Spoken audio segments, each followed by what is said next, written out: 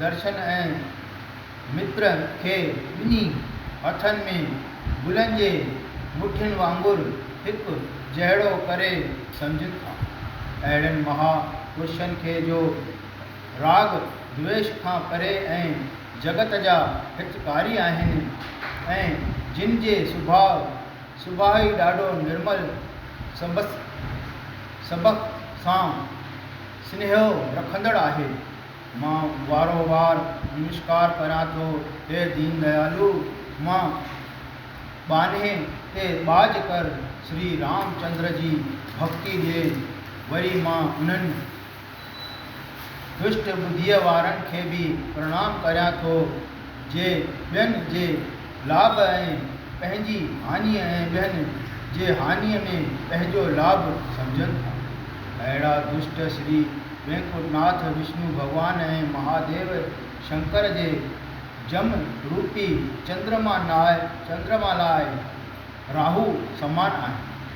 जो कंहिंजे बि भले कार्य बि बिगाड़े वास्ते हाज़ुर बाहुनि वारा बली जोधा बणजनि था। ॿियनि जे घर बार चट थी वञण करे खेनि ख़ुशी प्राप्त थिए थी। अहिड़ा दुष्ट ॿियनि जी बुराई कंदड़ आहिनि, नीच समान तेज वारा ऐं यमराज समान क्रोधी थियनि था ऐं मींहं जे ॻणनि समान जिन जो सुभाउ आहे। जीअं ॻणा कंहिंजे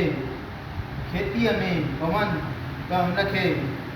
बर्बाद करे था छॾनि, पर पाण बि थोरीअ देरि खां पोइ ॻरी चट थी था वञनि। परोपकार करण लाइ ॼण त हू ॼावा ई कोन आहे। शेष नाग वांगुरु हज़ार वातनि सां जो जे पहावा दोष वीचारनि था, तंहिं लाइ मूं हुननि खे हथ जोड़े वेनती करियां थो त जीअं पृथु राजा परमात्मा जे यश ॿुधण लाइ खांस 1000 कन घुरिया हुआ, तीअं दुष्टनि खे बि पराई निंदा ॿुधण लाइ 1000 कन आहिनि। इंद्र जे वज्र समान जिन जा कठोर वचन आहिनि ऐं परावन ऐबन तकण लाइ 1000 अखियूं आहिनि। अहिड़नि दुर्जननि दुष्ट बुद्धीअ वारनि खे बि मां नमस्कार करियां थो। मुंहिंजे एतिरो क़दुरु प्रणाम करण करे बि दुष्ट को पंहिंजी दुष्टी ॿुधी छॾींदा, सो कदाचित थियणो न आहे। काम खे केतिरो बि खीर पीआरिबो त बि मांस खाइण न छॾींदो। कुते जे कुछ 12 महीना नड़ में सांभिबो त बि सिधो न थींदो। तंहिं करे संतनि ऐं दुष्टनि ॿिन्ही खे मां निमा थो, छो त सॼे समय में जे फेर घेर करे ॿई दुखदाई थी सघनि था। थोरनि जे वञण में ॿेरनि जे वञण में हिकिड़ी वक़्तु ॿेर बि पैदा थियनि था ऐं कंडा बि उभरनि था। हिक ई हन सां तलाव में सुगंधीअ वारो कमल गुल ऐं रत चूसींदड़ वारी जोर पैदा थिए थी। जीअं अमृत ऐं विख जे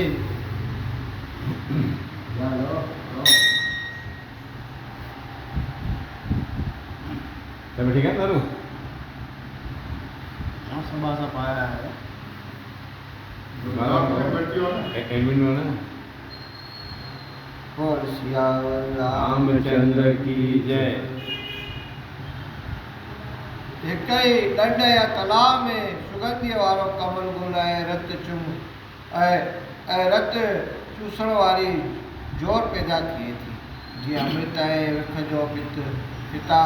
समुद्र है तीअं दुर्जन है संतन जी संत भी एक ही माता पिता जो औलाद है पंहिंजनि कर्मनि अनुसार जस ऐं अबजस पाइनि था साधु चंड अमृत ऐं गंगा जल समान आहिनि ऐं दुर्जन अग्नि जहर ऐं शिकारीअ जे समान आहिनि भलो हमेशह हर कंहिंजे भले जो चिंतन करे थो ऐं बुरो बुराईअ जा घाट घड़ींदो थो रहे जीअं अमृत पंहिंजे अमृत पणे जे गुण करे प्रसिद्ध आहे ऐं जहर माण जे गुण करे मशहूरु आहे वेदनि शास्त्रनि पुराणनि ऐं स्मृतियुनि में गुणनि ऐं अवगुण जो दोष चङी तरह वर्णन थियल आहे दुख आहे त सुख बि आहे रात आहे त ॾींहं बि आहे पाप आहे त पुण्य बि आहे माया आहे त ब्रह्म बि आहे जीव आहे त ईश्वर बि आहे कसाई आहे त ब्राह्मण बि आहे नरक आहे त स्वर्ग बि आहे मतिलबु त गुणनि अवगुणनि सां सारो संसार भरियल आहे पर हंस स्वरूप जेके संत आहिनि से जल रूपी दोष खे फिटो करे खीर रूपी गुण खे ग्रहण कनि था जेतोणीकि सत्संग जे प्रभाव करे बुरा मनुष्य भी चङा कर्म कनि था पर उनजी स्वाभाविक मलिनता हिकदमि दूर नथी थी घणेई कपटी बेखारी साधु जगत में पाण पुॼाइनि था पर नेठि हुननि जो कपट प्रगट थी पए थो उनजी कारनेमी रावण ऐं राहु अहिड़ी दिशा थिए थी चङाई ऐं बुराईअ वेस ते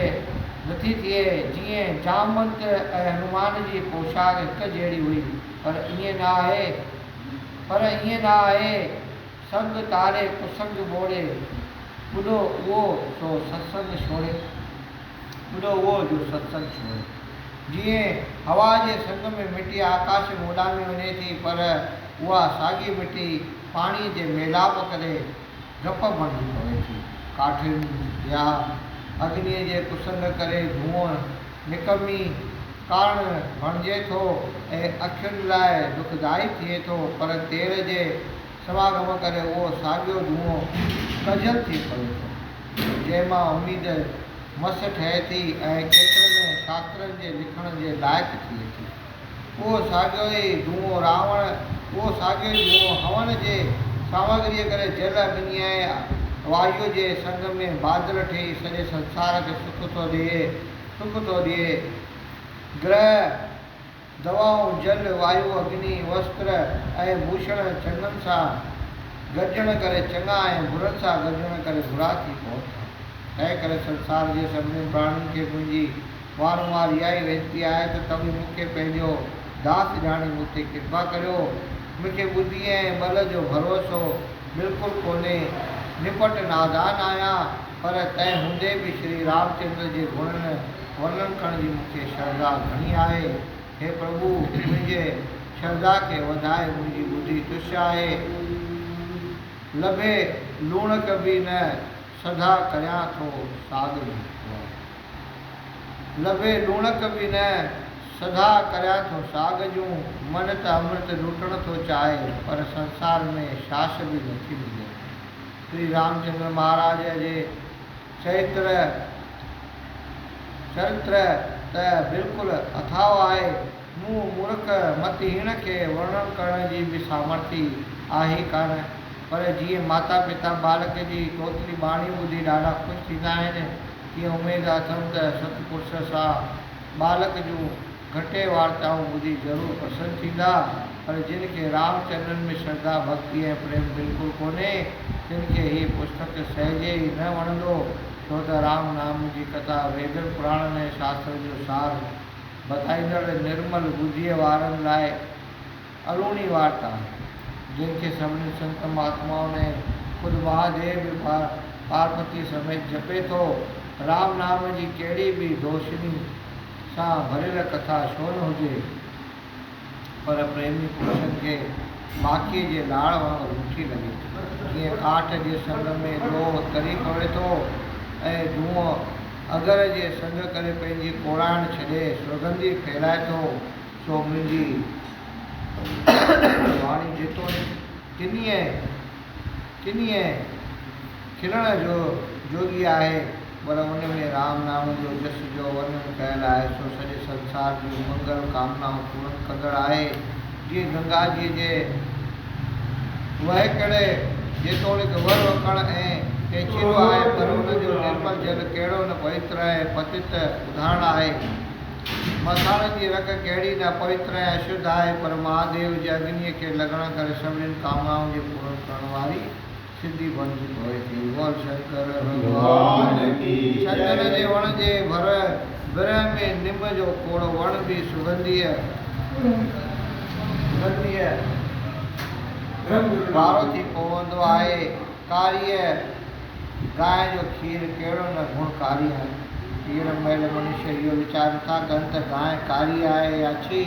ईअं सतपुरुष बि राम नाम जो जस ॿुधी तृपत था थियनि, पर पाणी जो ख़्यालु नथा कनि। मूं में त कहिड़ो अथाव ग्रंथ लिखण जी का बि सामर्थ्य कान्हे। थकी मां जवान जो चतुर आहियां, जंहिं पवन हवा जे वेग करे वॾा वॾा पर्वत पहाड़ पटिजी था पवनि, तंहिंजे अॻियां भला कपाह कहिड़े घणाटे में आहे। जीअं माणिक मोती लाल मणी ऐं राज मुक्ता इहे नांग पहाड़ ऐं हाथी जे मथे ते मान नथा पाइनि, पर राजा जे मुकुट या कंहिं सुंदर स्त्रीअ जे कननि में शोभनि था। हीअ राम कथा बि टिकाणनि मंदिरनि धर्मशालाऊं ऐं ॿियनि धर्मीय स्थाननि में वधीक शोभा पाए थी। बोल सिया रामचंद्र की जय।